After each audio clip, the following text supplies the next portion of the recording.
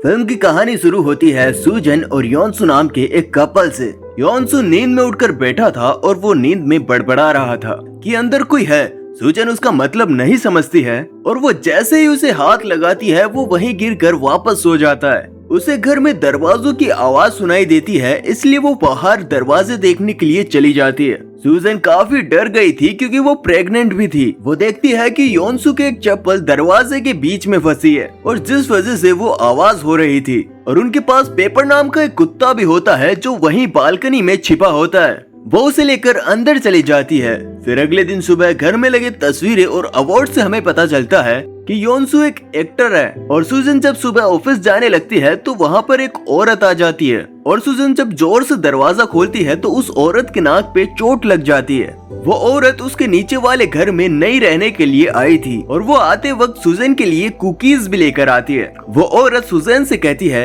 कि आपके घर से एक हफ्ते से काफी आवाजें आ रही हैं। शायद उसका कहना था कि जब वो लोग प्यार करते हैं तो उनकी आवाजें नीचे आती हैं। सुजन उस औरत से कहती है कि हम अगली बार इस चीज का ध्यान रखेंगे कि आपको कोई परेशानी ना हो। रात को ऑफिस से लौटते वक्त सुजन ये बात योनसू को बताती है कि उस औरत को हमारे घर से एक हफ्ते से आवाजें आ रही हैं और उस औरत से पहले उस घर में एक बूढ़ा आदमी रहता था। शायद वो अब वहाँ से चला गया था और वो बूढ़ा आदमी भी हमेशा उनसे यही कंप्लेन करता था कि उनके घर से आवाजें बहुत आती हैं और उनका कुत्ता भी बहुत भौंकता है। वो आदमी बहुत गर्म मिजाज का था, लेकिन उसके जाने से ये लोग बहुत खुश नजर आते हैं क्योंकि अब वहाँ पे कोई कंप्लेन करने वाला नहीं था। रात को टीवी देखते वक्त योनसू कहता है कि अंदर कोई है। अंदर कौन है? ऐसा लगता है कि शायद वो नींद में बड़बड़ा रहा है। फिर सुजन कहती है कि कल रात को भी तुमने यही कहा था, लेकिन बहुत शांत होकर। और सुजन का प्रेगनेंसी की वजह से मूड चेंज होता रहता था, इसलिए वो अचानक से रोने लग जाती है। योनसू से कहता है कि ये सब इस मीठे की वजह से हो रहा है, यानी कि उन कुकीज की वजह से ये सब हो रहा है जो कुकीज उस औरत ने उसे दिए थे। जब योनसू अपने दिमाग पे जोर देता है तब उसे याद आता है कि ये लाइंस तो उसकी मूवीज की हैं जो वो सोते समय बड़बड़ाता है।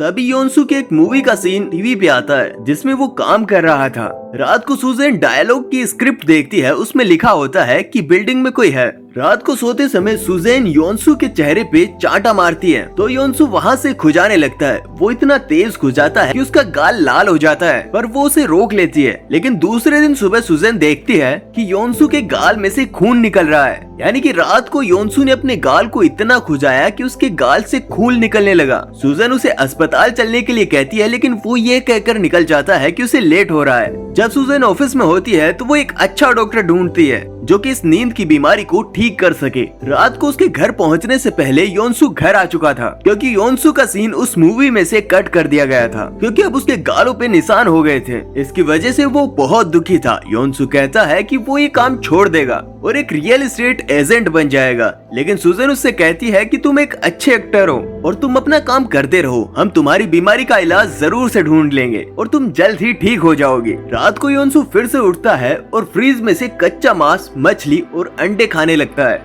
ये देख के सुजैन डर जाती है और उसे उल्टियां आने लग जाती हैं। योनसू बिल्कुल नींद में था और पेपर भी उस पे जोर जोर से भौंकने लगता है। जब वो पेपर की तरफ गुस्से से देखता है तो पेपर वहाँ से डर के चला जाता है। फिर योनसू बेडरूम की खिड़की में जाता है और वहाँ से ऊपर से नीचे कूदने वाला होता है, लेकिन तभी सुजैन जल्दी करके उसे रोक लेती है और उसे वापस अंदर खींच लेती है। फिर दोनों ही नीचे गिर जाते हैं जिस वजह से योनसू होश में आ जाता है। दूसरे दिन सुजैन घर की सारी खिड़कियों को जालियां लगवा लेती है। सुजैन की माँ वहाँ पे आती है जो उसे मैडम हैंकॉक के बारे में बताती है। ये औरत एक शामीन की तरह थी जो अच्छे बुरे आत्माओं की दुनिया में एंटर हो सकती थी और किसी भी रिचुअल के दौरान उसके अंदर आत्मा आ जाती थी और वो उनसे बातें भी कर सकती थी। सुजैन की माँ उसे मंत्रों से भरा हुआ एक कागज देती है। वो उसे योनसू के बेड के नीचे रखने के लिए बोलती है, लेकिन सुजैन ऐसा करने से मना कर देती है। फिर वो दोनों एक डॉक्टर के पास जाते हैं जहाँ पे योनसू को पूरी रात के लिए ऑब्जर्वेशन में रखा जाता है। डॉक्टरों ने बताता है कि योनसू को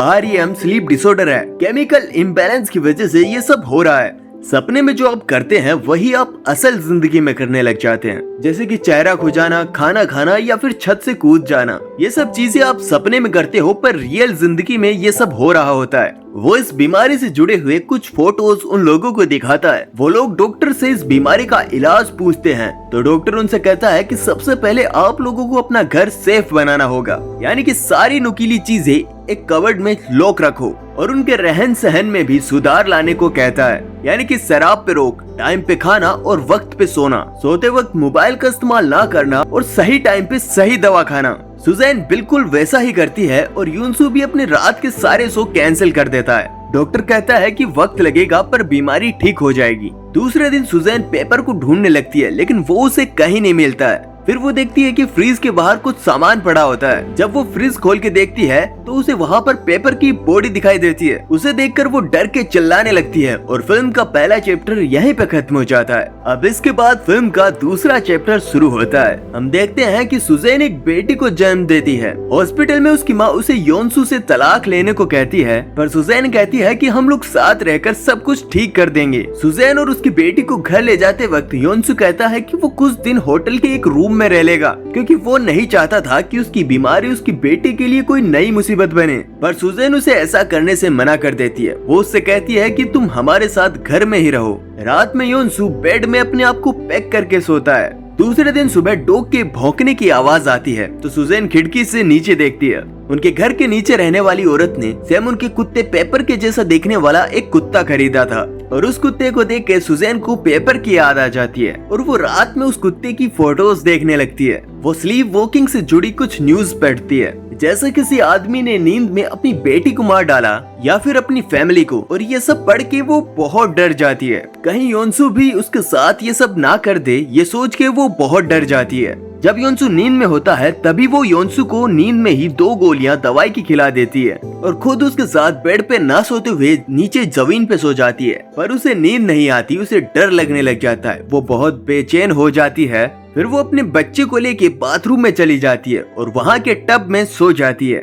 तभी आधी रात को योनसू वहाँ आता है और जोर जोर से बाथरूम का दरवाजा पीटने लगता है। सुजैन डर जाती है और वो बच्ची भी रोने लग जाती है, लेकिन कुछ देर बाद वो आवाजें रुक जाती है। जब सुजैन दरवाजा खोलती है तब वो देखती है कि बाहर हॉल में ही योनसू सुसु कर रहा है। वो दूसरे दिन फिर से डॉक्टर के पास जाते हैं, दवाइयाँ बदलने के लिए कहते हैं। डॉक्टर उनसे कहता है कि हर पेशेंट का ठीक होने का टाइम थोड़ा अलग होता है, पर वो ये गारंटी नहीं लेते कि इनकी बीमारी कब ठीक होगी। ये सुन के सुजैन बहुत गुस्सा होती है और डॉक्टर के सर पे दवा की बोतल फेंक के मारती है। अब सुजैन काफी बदल गई थी। उसे डर लगने लगा था कि अब योनसू उसे और उसकी बेटी को नींद में कुछ कर ना दे। घर आके योनसू उसे सब कुछ ठीक करने का वादा करता है, लेकिन सुजैन इन सब से बहुत थक गई थी। वो बिल्डिंग के बाहर जाके सिगरेट पीने लग जाती है। तभी वहाँ पे वो औरत आ जाती है। सुजैन उसे बताने लगती है कि उसकी लाइफ में बहुत प्रॉब्लम्स आ गई हैं। तो वो औरत भी उसे योनसू को छोड़ने की सलाह देती है। फिर रात को योनसू अपना बिस्तर लेके गाड़ी में सोने को चले जाता है,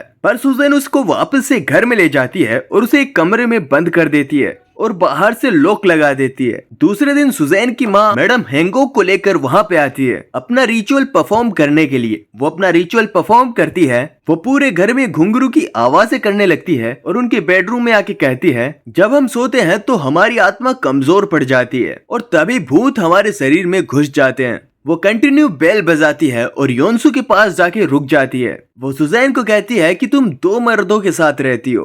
वो भूत तुम्हारे पति को परेशान कर रहा है, पर तुम उसे घर में लेके आई हो। वो भूत तुम्हारे लिए घर में आया है। वो फिर से बेल बजाने लगती है। फिर अचानक से वो रुक जाती है, जैसे कि कोई आत्मा उसके शरीर के अंदर आ गई हो। वो वैसे बात करने लगती है। वो बोलती है कि अब यहाँ पे कोई कुत्ता नहीं भौंकेगा और ना ही कोई बच्चा रोएगा, मुझे बस सुकून से जीने दो। और ये सब वो सुजैन को देख के कहती है। वो कहती है कि इस भूत को भगाने के लिए उसका नाम जानना जरूरी होगा। वो फिर से उसे एक मंत्र वाला कागज देती है अपने बेडरूम और अपने हॉल में रखने के लिए। सुजैन रात को अपने पुराने बॉयफ्रेंड्स को सोशल मीडिया पर ढूंढने लगती है कि कहीं उसका पुराना बॉयफ्रेंड मर तो नहीं गया, पर वो सब लोग जिंदा थे जिन सब के साथ उनका अफेयर था।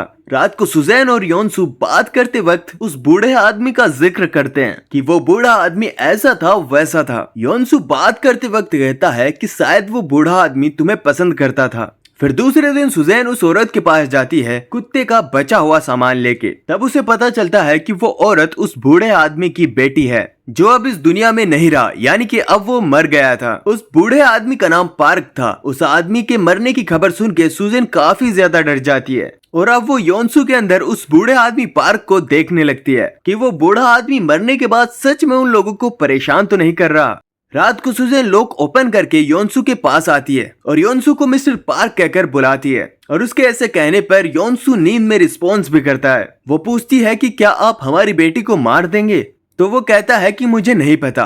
रात को सुजैन ये सारी बातें याद करती है। कोई कुत्ता नहीं भौंकेगा, कोई बच्चा नहीं रोएगा, मुझे सुकून से जीने दो, सिर्फ तुम और मैं। और इसी वजह से वो रात भर सो भी नहीं पाती। जब सुबह योनसू उठता है तो वो देखता है कि दरवाजे के बाहर सुजैन थी और उसकी आंखें काफी लाल हो चुकी थी क्योंकि वो रात भर सोई नहीं थी। वो कहती है कि मैं तुम्हें देख रही थी, इस वजह से मैं रात को सोई नहीं थी। उसने वो मंत्र वाला कागज योनसू के बेड के नीचे लगाया था। योनसू के बाल बिखरे हुए थे जैसे कि उन बालों को किसी ने काटा हो। योनसू सुजैन को सुला देता है। फिर सुजैन रात को उठती है और योनसू को अपनी बेटी के बारे में पूछती है। वो पालने में देखती है तो पालने में शराब की बोतलें थी और थोड़ा कचरा भी था। फिर जब उसे बच्ची के रोने की आवाज आती है तो वो नीचे कचरे में देखती है तो उसे वहाँ पे उस बच्ची का हाथ दिखाई देता है। जब वो घबरा कर चिल्लाती है तब हमें पता चलता है कि वो सिर्फ उसका सपना था। फिर वो सच में उठ के अपनी बेटी को ढूंढने लगती है, फ्रिज में, यहाँ वहाँ। फिर उसे गैस पे एक बड़ा सा बर्तन दिखाई देता है, उसके अंदर मांस था। उसे लगता है कि पार्क के भूत ने उसकी बेटी को मार दिया। फिर वो उस बड़े से बर्तन को नीचे गिराकर उसकी बेटी के पार्ट्स ढूंढने लगती है। पर तभी बच्ची को लेके योनसू बाथरूम से बाहर आता है। सुजैन के हाथ जल गए होंगे ये सोचकर योनसू फ्रिज की तरफ जाता है बर्फ लाने के लिए, पर सुजैन वो बर्तन मारकर योनसू को बेहोश कर देती है। जब वो होश में आता है तो वो देखता है कि उसके हाथ और पैर बंधे हुए हैं। सुजैन को लगता है कि वो मिस्टर पार्क है और वो उसे हर्ट करने लगती है, चाकू से उसका गला काटने लगती है। असल में देखा जाए तो अब सुजैन ही पागल हो चुकी है। वो ना ही तो ठीक से सोती थी और ना ही ठीक से सो पाती थी। उसे यकीन होने लगा था कि योनसू के अंदर पार्क का घोस्ट है जो उसके साथ फिजिकल होने वाला है। लेकिन तभी योनसू कहता है कि डॉक्टर उसकी दवाई चेंज करने वाला है और मैं जल्द ही ठीक हो जाऊंगा। इतना कहकर वो रोने लगता है। तब सुजैन उसको छोड़ देती है और यहीं पे मूवी का दूसरा चैप्टर खत्म हो जाता है। फिर मूवी का तीसरा चैप्टर स्टार्ट होता है जहाँ पे हम योनसू को कुछ दिनों बाद हॉस्पिटल में देखते हैं। फिर डॉक्टर उसे कहता है कि इलाज की वजह से अब तुम ठीक हो चुके हो, कि अब तुम घर जा सकती हो। घर जाते वक्त हम देखते हैं योनसू अपनी सास और बेटी के साथ मिलकर सुजैन से मिलने पागल खाने जाता है जहाँ पर आज उसे डिस्चार्ज मिलने वाला था। पर वहाँ जाके उसे पता चलता है कि सुजैन वहाँ से पहले से ही चली गई है। वो अपनी बेटी को अपनी सास के घर छोड़ के अपने घर चला जाता है जहाँ पर सुजैन उसका पहले से ही इंतजार कर रही थी। जब वो घर लौटता है तो वो देखता है कि उनके नीचे वाले घर का लड़का उसे ही देख रहा होता है और ऊपर से उनके घर से आवाजें आ रही थी। जब वो घर में एंटर होता है तो वो देखता है कि घर में सारी दीवारों पर मंत्रों के कागज लगे होते हैं और सुजैन अब भी पागलों की तरह हरकतें कर रही थी और उसे अभी भी लगता है कि योनसू के अंदर मिस्टर पार्क का भूत है। योनसू उसकी बातों से परेशान हो चुका था, लेकिन वो कहती है कि एक आत्मा को मरने के बाद स्वर्ग जाना होता है और अगर 10 दिन के अंदर वो मुक्त ना हुआ तो वो भूत हो जाता है। तुम्हारी बीमारी 18 अक्टूबर को शुरू हुई और वो बूढ़ा आदमी 8 अक्टूबर को मरा, यानी कि ये सब उस रात से शुरू हुआ। वो कहती है कि तुमने उस रात को कहा था कि अंदर कोई है, यानी कि तुम्हारे अंदर उस बूढ़े आदमी का भूत था और जब कोई भूत के वश में होता है तो वो अपने आप को नोचने लगता है। तुमने भी वैसा ही किया था और उन लोगों को कच्चा मांस पसंद होता है, ये सब तुम्हारे साथ भी हुआ था। वो कहती है कि उस बूढ़े आदमी को हम लोगों से क्या शिकायत थी, यही कि हम लोग शोर करते हैं, हमारा कुत्ता भौंकता है, इसीलिए उसने हमारे कुत्ते को मार डाला। वो कहती है कि तुम्हें मुझ पे भरोसा है या मैं फिर से पागल खाने जाऊं। योनसू कहता है कि मैं अब इलाज से ठीक हो चुका हूं, यानी कि अब भूत मेरे शरीर से जा चुका है। सुजैन कहती है कि तुम इतने दिन से बेहतर महसूस कर रहे हो क्योंकि उसने उस बूढ़े आदमी के मरने के 49वें दिन पर एक रिचुअल किया था और योनसू के जो बाल काटे गए थे वो उसी के लिए इस्तेमाल किए गए थे। जब योनसू बेहोश था तो वहाँ मैडम हैवॉक के साथ मिलके काला जादू किया गया था भूत को कंट्रोल करने के लिए, क्योंकि भूत 50 दिन तक कुछ नहीं कर पाता और अब उसका असर खत्म हो रहा था। लेकिन योनसू को लगता है कि अब सुजैन पूरी तरह से पागल हो चुकी है और अब उसका ये पागलपन दिन ब दिन बढ़ता जा रहा है। सुजैन उससे कहती है कि अगर वो आज नहीं गया तो वो कभी नहीं जाएगा और वो मरते दम तक हमें परेशान करता रहेगा। वो मुझे चाहता है, उसे मैं चाहिए। उसने हमारे कुत्ते को भी मार दिया और वो हमारी बच्ची को भी मार देगा। योनसू वहाँ से जाने लगता है लेकिन वो उसे इमोशनल ब्लैकमेल करके वहाँ पे रोक लेती है और वो फिर से वहीं रुक जाता है। सुजैन उसके कान में जाके कुछ कहती है। जब वो फ्रिज खोल के देखता है तो उसे वहाँ पर एंड्रू की लाश मिलती है जिसे देखकर वो घबरा जाता है। वो योनसू को मिस्टर पार्क समझकर बात करने लगती है। तुम्हें क्या लगा कि मैं अपना बदला नहीं लूंगी? तुमने हमारे कुत्ते को मारा तो मैंने भी तुम्हारे कुत्ते को मार दिया। मेरे पति का शरीर छोड़ के चले जाओ। योनसू जब उल्टी करने के लिए बाथरूम में जाता है तब उसे टब में मिस्टर पार्क की बेटी बंधी हुई दिखाई देती है। वो उसे मारने की धमकी देकर उसे वहाँ से चले जाने को कहती है और दूसरी ओर योनसू बस डर के उसकी हरकतें देख रहा था। वो उस औरत से कहती है कि तुम्हारे बाप को कहो कि मेरे पति के शरीर को छोड़ दे, नहीं तो मैं तुम्हें मार दूंगी। और देखते ही देखते वो उस औरत के सर पे ड्रिल करने लगती है। योनसू को समझ में नहीं आता कि वो अब क्या करे। वो कहता है कि मैं अब जा रहा हूँ। वो थोड़े बूढ़े आदमी जैसा बिहेव करता है और उस औरत को कहता है कि बेटा अब मैं जा रहा हूँ, अपना ख्याल रखना और ये जगह छोड़ देना, ये जगह पागलों से भरी हुई है। वो एक दीवार की तरफ जाता है और अपने शरीर से आत्मा बाहर निकालने की एक्टिंग करता है और सुजैन को यकीन हो जाता है कि अब वो चला गया है और अब सब कुछ ठीक हो गया है और इस मूवी का यही पे एंड हो जाता है। अगर आपको वीडियो पसंद आया हो तो वीडियो को लाइक कर दो, चैनल पर नए हो तो सब्सक्राइब कर दो और थोड़े सपोर्ट की जरूरत है तो थोड़ा सपोर्ट भी कर दो। मिलते हैं अगले वीडियो में।